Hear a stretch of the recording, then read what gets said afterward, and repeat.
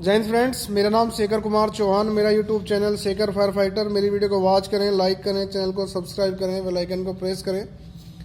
मैं fire safety की video share करता हूं दोस्तों, और बहुत ही इंपॉर्टेंट जानकारी आज आपको देना चाहता हूं। NBC national building code.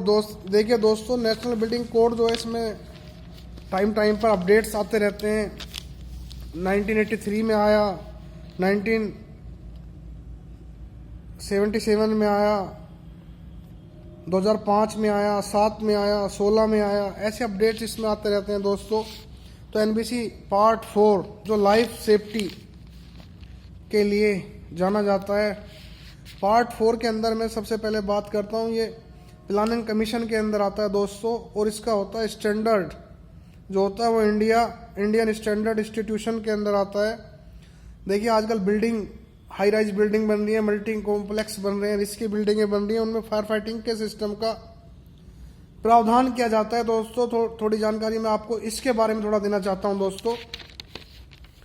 देखिए जितनी भी बिल्डिंग होती है जो 15 मीटर से अबव होती है, वो सभी हाई राइज बिल्डिंग के अंदर आती हैं, चाहे वो होटल्स हो, मॉल हो, एजुकेशनल हो, इंस्टीट्यूशनल हो। जो 15 मीटर से अबव या 15 मीटर की जो बिल्डिंग होती हैं, वो हाई राइज बिल्डिंगों के अंदर आती हैं। मैं आपसे बात करूं, अगर होटल का फ्लोर एरिया 500 मीटर स्क्वायर से अधिक है तो उसमें फायर फाइटिंग का सिस्टम का प्रावधान होना चाहिए। अगर मैं एजुकेशनल बिल्डिंग की बात करूं तो 9 मीटर से अबव है तो उसका फायर फाइटिंग का सिस्टम का प्रावधान होना चाहिए। असेंबली बिल्डिंग है हमारी, अगर 300 मीटर से अबव है तो उसमें फायर फाइटिंग का सिस्टम का प्रावधान होना चाहिए। नेक्स्ट हमारा बेसमेंट 1 है या 2 है, जिसका 500 मीटर स्क्वायर से अधिक है, उसमें फायर फाइटिंग के सिस्टम का प्रावधान होना चाहिए दोस्तों। देखिए नेक्स्ट, बिल्डिंगों के अंदर किसी फायर इमरजेंसी के लिए फायर अलार्म सिस्टम का प्रावधान भी किया जाता है दोस्तों। जो आग लगने पर आग की इनिशियल स्टेज के लिए आग का पता आपको बताता है, और उसको मैनुअली ऑपरेट भी कर सकते हैं, क्योंकि किसी फायर इमरजेंसी में अगर आप वहां पे हैं, सिस्टम लगा हुआ है, तो आप मैनुअली ऑपरेट भी कर सकते हैं। नेक्स्ट मैं आपको दोस्तों बताऊंगा कि जो हमारा फायर इमरजेंसी के दौरान जो हमारा बेस्ट होता है, जो बिल्डिंग का विंडो जो कंस्ट्रक्शन होता है, विंडो, डोर, अच्छे मटेरियल कैसा यूज़ किया गया है, इन सब चीज़ों का ध्यान रखा जाता है।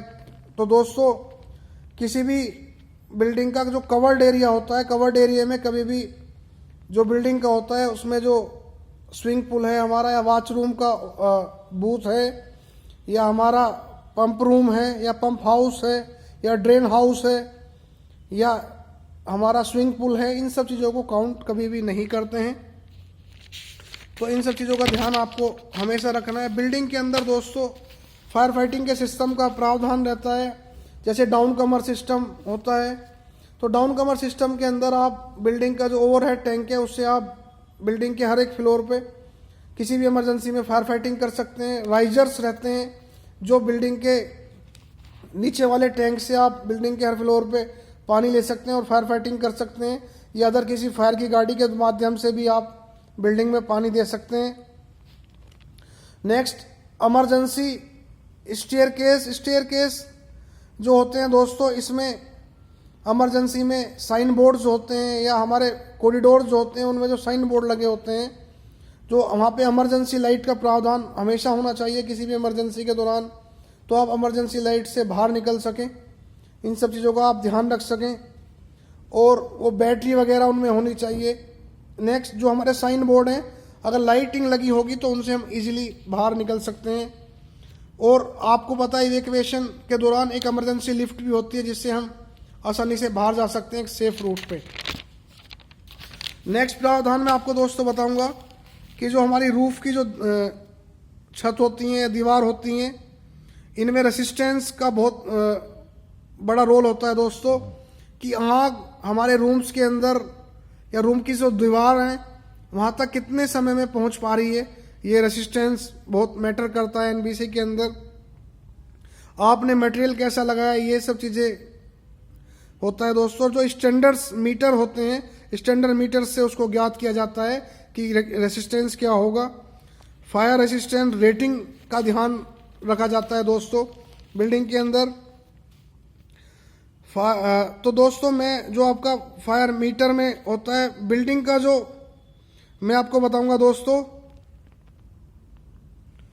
इसमें दोस्तों बिल्डिंग टू बिल्डिंग डिस्टेंस भी बहुत ज़रूरी होता है एनबीसी के अंदर दोस्तों, ऐसा बताया जाता है।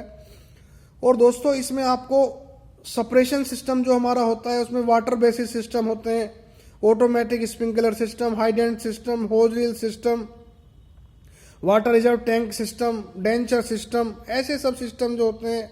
आजकल वाटर कटेन सिस्टम, ये वाटर बेसिस में आते हैं। नॉन वाटर सिस्टम में जो हमारे गैस के माध्यम से चला जाने वाले सिस्टम होते हैं, इसमें हेलोन को छोड़ के हम हेलोन का जो अल्टरनेट सिस्टम होते हैं उन सब चीज़ों का इस्तेमाल करते हैं एज पर एनबीसी मानकों के हिसाब से। ये आपको पता होना चाहिए दोस्तों। बिल्डिंग के अंदर सेफ्टी के जो परंपरागत सेफ रूट होता है हमारा, जिसमें आप सेफ असेंबली एरिया में आ सकते हैं, उन सब चीज़ों का प्रावधान होना चाहिए। ठीक है, वहाँ पे रूफ से भी एक जो हमारी छत है वहाँ से भी एक स्टेयर केस हमारा ओपन एरिया में आना चाहिए, जो हम आसानी से किसी भी इमरजेंसी में कैंडिडेट्स को बाहर लेके आ सकते हैं। इन सब चीज़ों का ध्यान में रखते हुए आपको बिल्डिंग के अंदर सिस्टम का प्रावधान करना चाहिए। देखिए दोस्तों, बिल्डिंग के अंदर चारों तरफ की जो दीवार होती है उसको साइड प्लॉट कहते हैं एज पर एनबीसी मानकों के हिसाब से। स्टेप प्रेशर हम दोस्तों उसको बोलते हैं जहाँ पे हमारे वातावरण से अधिक प्रेशर होता है, जो बाहर की हवा को अंदर नहीं आने देता है। तो इन सब चीज़ों का ध्यान रखना चाहिए। और एक होता है वेंटिलेशन, जहाँ पे वेंटिलेशन हमारे चिमनी के माध्यम से या हमारे विंडो डोर के माध्यम से, जहाँ पे हमारी बाहर की एयर अंदर आ सकती है, वो सब वेंटिलेशन होता है दोस्तों। नेक्स्ट होता है दोस्तों इसमें वॉल्यूम टू प्लॉट एरिया, ये क्यूबिक मीटर में होता है। इसको डिवाइड करते हैं फ्लोर एरिया से। बिल्डिंग की कितनी ऊंचाई है, ऊंचाई में बनी है, डिवाइड बाय फ्लोर एरिया, तो आप वॉल्यूम निकाल सकते हैं प्लॉट की, जो क्यूबिक मीटर में आएगी। फिर भी अगर आप मेरे से कुछ पूछना चाहते हैं तो मेरे इनबॉक्स में मुझे कमेंट कर सकते हैं। जय हिंद, जय भारत।